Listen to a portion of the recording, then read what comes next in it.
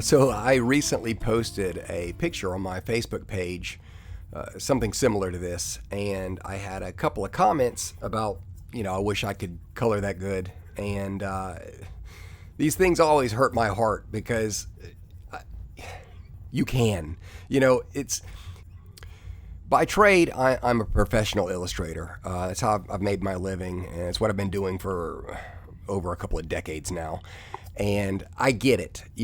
There's other illustrators that I'll look at and I'll think, man, I wish I could draw that good. And they might look at me and say, oh, yeah, but you can. So I get it. It's not like anybody could just pick up a pencil and they can actually draw. Like, I would love to be able to play the piano, but just because I want to doesn't mean I'm able to. There's certain steps, and honestly, it's a lot of discipline that you have to go through to get yourself to that level. I just don't feel like that I'm coloring on an unattainable level. I think if you are more than capable of staying in the lines of a drawing and selecting colors, then I believe you can color well. You just might not have the confidence right now in getting the result you're wanting. You go to Facebook or Instagram or wherever people are posting, and you're looking at these beautiful drawings, and you think, man, I wish I could do that. You go back and look at yours, and it might feel very plain. This is just, I don't think this is you needing to acquire a lot of talent. I think this is just you not being sure of some of the steps that you need to do. So what you're looking at here, this is just a real-time coloring video that I'm putting together specifically for a couple of you who have said, I wish I could do that. I drew this picture and I purposely made it very repetitious. So you'll see there's, many flowers, many leaves, just a repetitive design. And the reason I did this, some people might look at it and find this very boring, and you're not wrong. But I did this in what we've learned, even growing up. Repetition is where we start picking up the skill. So by time you see me do the same exact design on this flower that I'm going to do on the next flower and the next one and the next one, and then again on the leaves, you're going to start to realize there's absolutely nothing to that. So take a moment, watch what I'm doing, and we'll get through it together. But this is an image that I'm going to give you for free as well.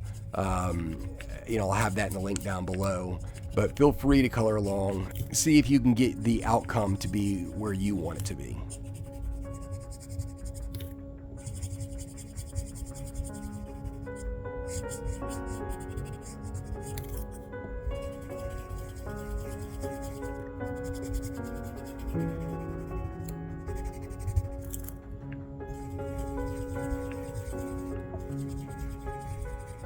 I'm going to color this entire drawing with Nyoni, which is one of my go-tos when it comes to color pencils, doing things like this. It's an oil-based set. Honestly, I just love the palette. It's one of my favorite sets. But with this set, I find that a softer blender, in this case, Caran is perfect for these. And at the beginning, you saw that I picked out 3 colors. Most of the time, I'm dealing with an item that I want to color. I'll get my base color, then a color lighter and darker than the base. So in this case, I wanted these flowers to be an orangish color. So right now, you see I'm using the darker. This is going to be almost like a burnt umber. Then I'm going to go back into it with the base color, and that's where you're going to see most of the actual flower color come through in this orange, bright, real vivid orange look. And then after that, I'm going to go in with my lighter, which is going to be more on the yellow side. But I'm going to do every flower this way, touching all 3 colors where it's going to be the darkest. I'm going to push that brown where I want the colors show through the most. I'm going to utilize the orangish color, and then again where the highlights are, I'm going to go over it with a yellow.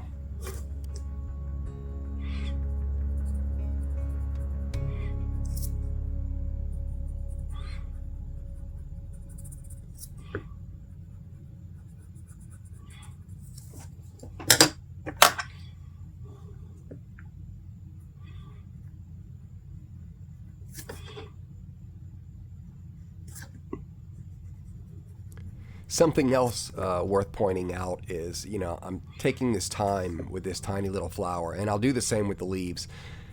To get that desired look you're most likely going for, don't short yourself. I know it can get tiring, to keep doing this process over and over, but if you think it's important enough to take your time to do the bigger objects, for example, these petals, I'm doing the inner dark area, I'm making it branch out into this brighter, richer color, and then doing the highlights. If that's important enough for me to do in the big leaves, it's also important enough to do in the smaller ones. And I know, your control is not quite the same when dealing with these smaller little things like little tiny petals and little tiny leaves. And it doesn't look like you're able to get the same effect, but I promise you, when you're done and you look at your entire picture as a whole, it will have absolutely have paid off for you to have put the time into getting the same details on the smaller objects as you do on the larger ones.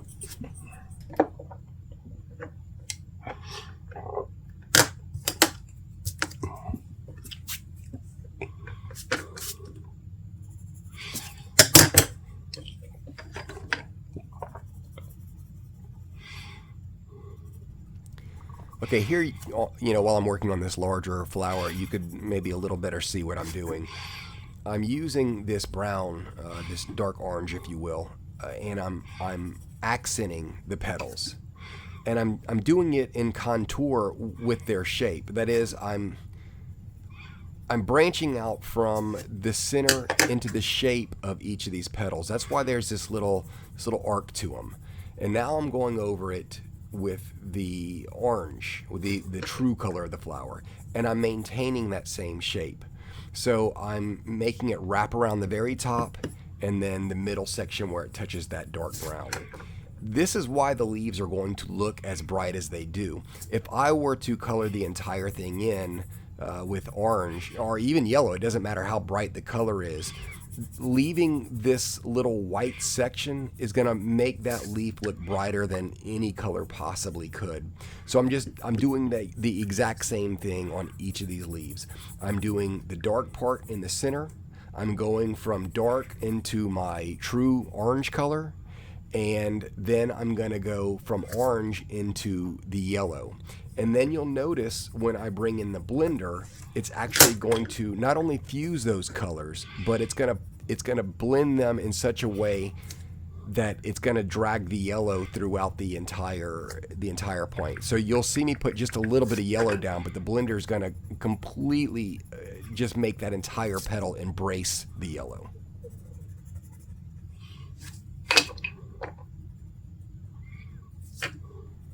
Now here's where I'm actually adding just the hint of that yellowish color.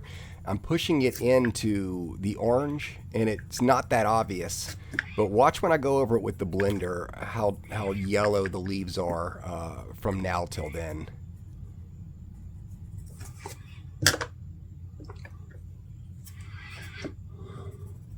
And here again is something you'll see me do often. I'm now going over it again in the darks. This is something I do in probably every single part of this drawing, even after I blend it. I'll go back into it with the darks. Not so much the base color or the lights, but the darks I usually go into one more time just to really pop out the image. So now, here I'm going to take where I put the yellow and the orange and that dark brown, and I'm just swirling it all together, still staying in the design of the color. And now you can kind of already start to see these colors are so much richer now if you look at the top petals, compared to the bottom ones. And you could see that yellow, how it's starting to come out, after that blender hits it, it really pops them. But this is where that shiny look comes from. This is where the image really starts to pop off of the page.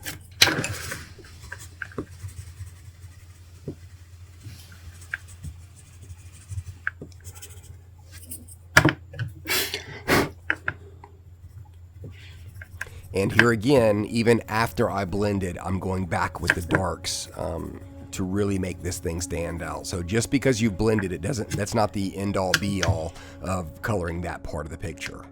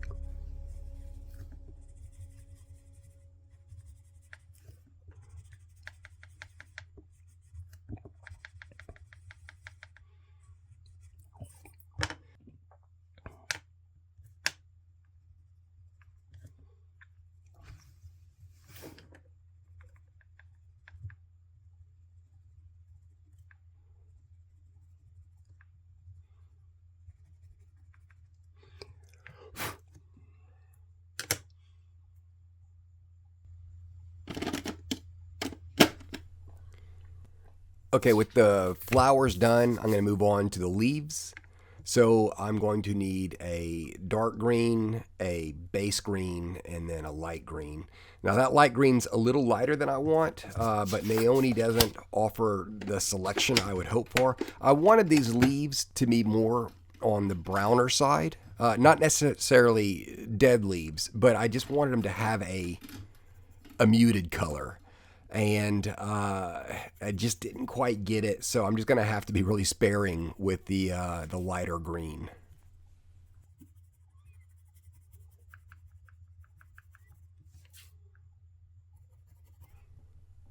And you could see here again, same exact process. I'm starting at the base with my dark green, and I'm going to branch my way out into the base and then into the light. Now, you know, I've had this conversation with a few friends before. I do my darks to lights, and I know you're supposed to do the other way around.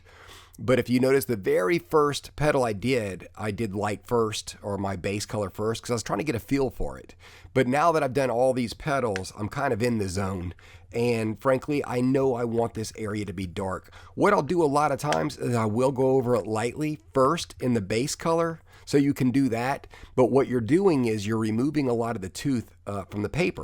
So when you go to add the dark to it, it's not as dark and as deep as you might want it to be. But this is why some people do lights first, because it makes it a little more forgiving. But in this case, I honestly, there's not really much to mess up. So I'm going to touch every little spot of these leaves, everywhere these leaves are starting from in that base part. I'm going to branch out with this darker olive color with the intention of going into my base color.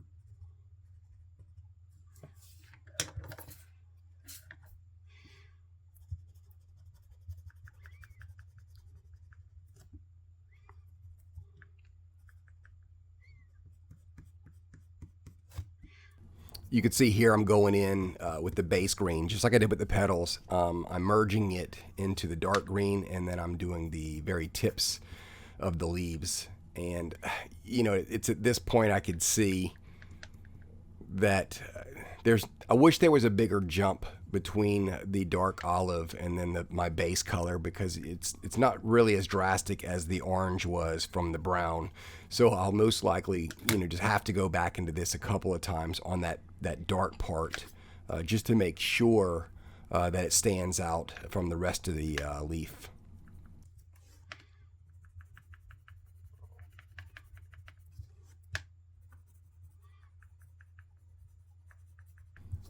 Yeah, this green is definitely brighter than I would have hoped. I would have liked to have more of a yellow green, but not something in the family of neon, but just something that was a little more muted than this. This is giving it a little too much, I guess, of the springtime look, and I wanted more of an autumn where everything has the earth tones, like the darker browns and you know those types of colors mixed into them. But these leaves are just now starting to make it just kind of brighten the picture up, and that's not necessarily what I wanted. So now I'm going back into the bottom of these leaves, putting a lot more pressure with this darker green. And now you can see where it definitely differs from the base green. And in all honesty, now it's kind of making that lighter green work. It's bringing it back to the palette I wanted, instead of it being so springtime. It's putting a little gloom over it.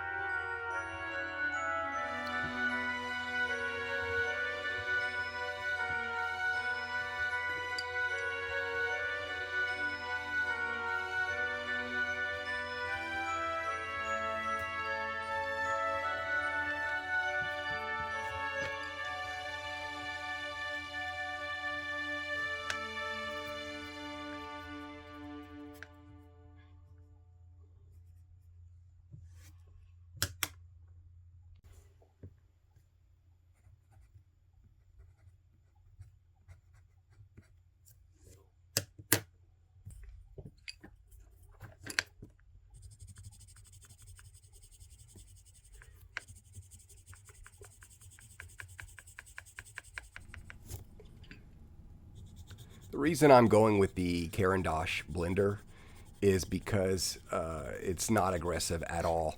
I'm able to jump from the top of where this is colored to the bottom and vice versa without losing my highlight. You can see I'm getting a little bit of the green in it, but it's still definitely maintaining where I want that highlight to be. So at some points, I'm just literally just rubbing the top to the bottom, like right over that highlighted section. And for the most part, I'm going to want to kind of avoid it because I want it to stay real crisp and stay real bright, really showing the accent of the leaf. But if you were to take a blender like Derwent or Color, which is definitely an aggressive blender, and you were to rub it between the two, the top and the bottom, you would almost indefinitely lose your highlight. So that's not to say you can't use those blenders, but be careful when you're working next to your white areas because they'll just erase them, filling them with whatever color you're trying to blend.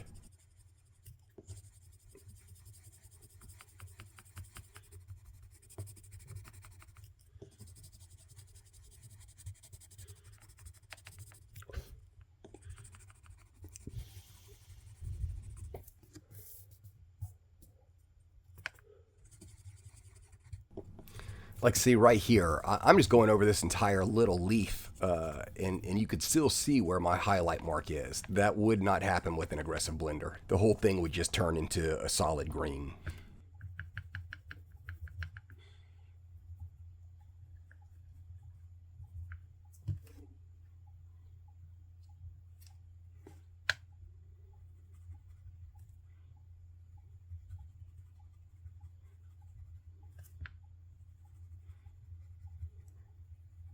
Once again, the exact same process. These are like a different type of leaf, and I don't want to use green on them again, so I'm going to go with a brown, like a lighter autumn brown. And this it'll give the whole thing more color by popping out that orange and making that green look a little more vibrant by setting this earth tone. But it's exact same thing as per usual. I'm going to do the center darker and the outside lighter.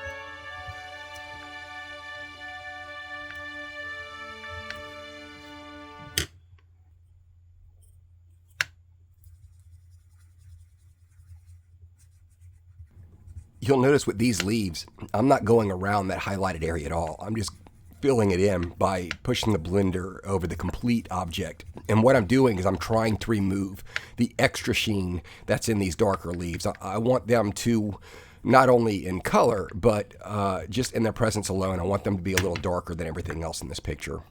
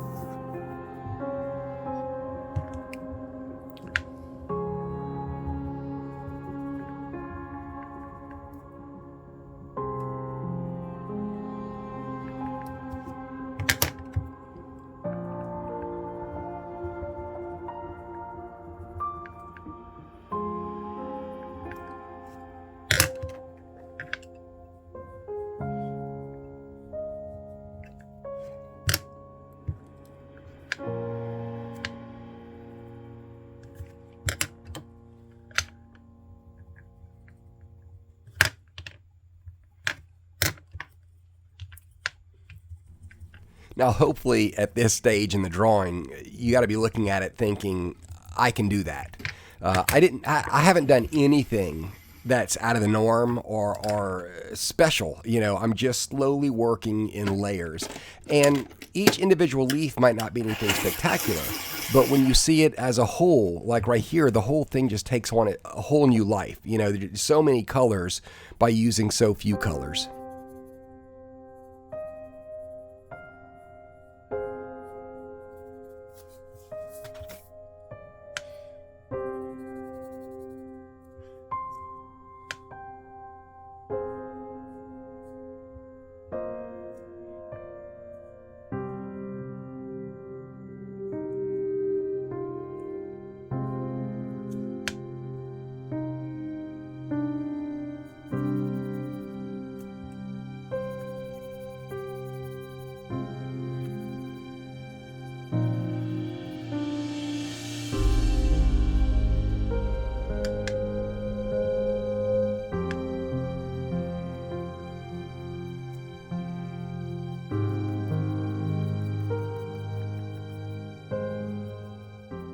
Now, right here, I decided to go back into the dagger's handle with the same brown that I used in the flower and in the brown leaves, just because I'm trying to tie every element in this picture together the best I can. And sometimes it's as simple as that, just grabbing one basic color, so you don't have a whole rainbow of things going on. Just try to keep it simple, keep it clean, and then when it's all done, it complements itself. And see how I'm leaving this little glare on the left side of the dagger. I'm going to run that down the entire handle. So I got the little glare on the little hand guard, and then I have it at the very back tip. When I do the leather straps, I'm going to also leave that same exact arrow as if I were to draw a connecting line between the top glare and the bottom glare. And I'm going to avoid that altogether. Another thing too, this brown I'm using, I'm not going to go from a dark brown to a medium brown to a light brown. I want to keep this leather very simple. By using this one brown, I'll thin it out, and when I go to blend it, it's going to take the thin area, merge it, and that itself is going to change the color of this brown with that white showing through under the blended part.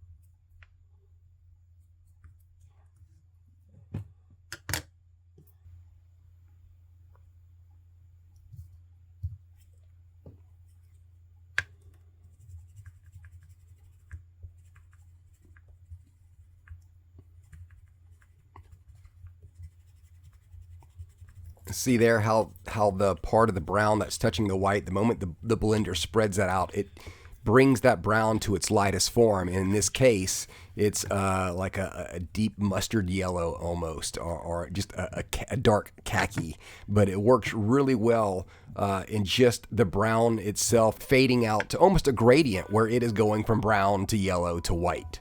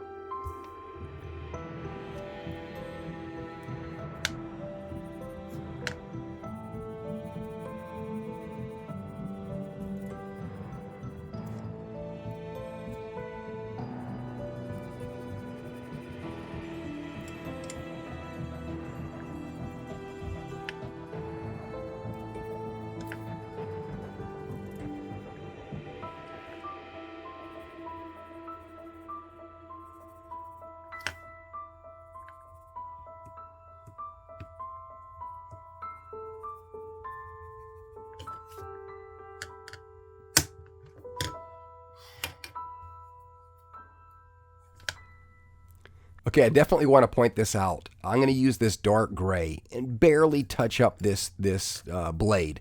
I'm going to use it in two spots, under the flower and under the handguard. And watch what a difference it makes. Watch how it elevates that flower and really pops the handle out.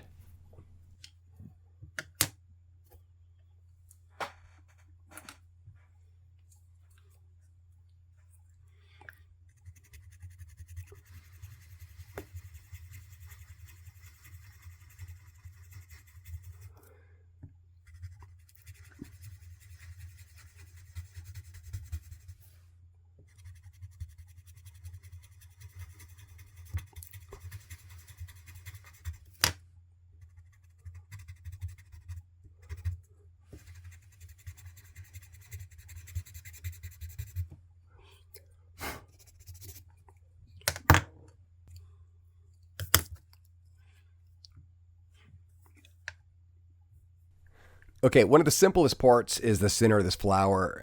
The reason I'm doing it last as opposed to when I actually design the flowers is because it's yellow. It's a very delicate color. I try to always leave those types of areas last for the simple reason of messiness.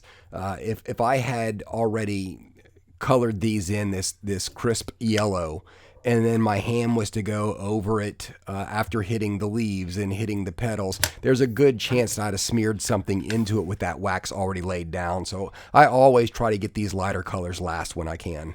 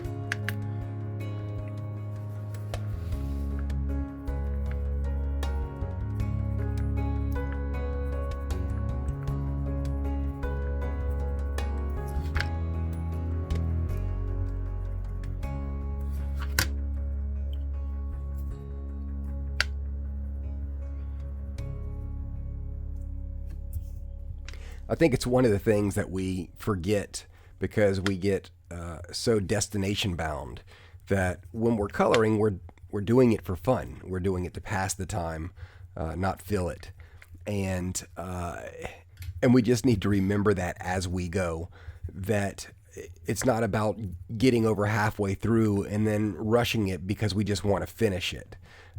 One of the things that's going to elevate your final picture is going to be simply the attitude that everything that you sit down and color, every leaf, every petal, every line, that is the drawing. That is the thing you take your time on. And there's no reason to rush it as opposed to just enjoy it.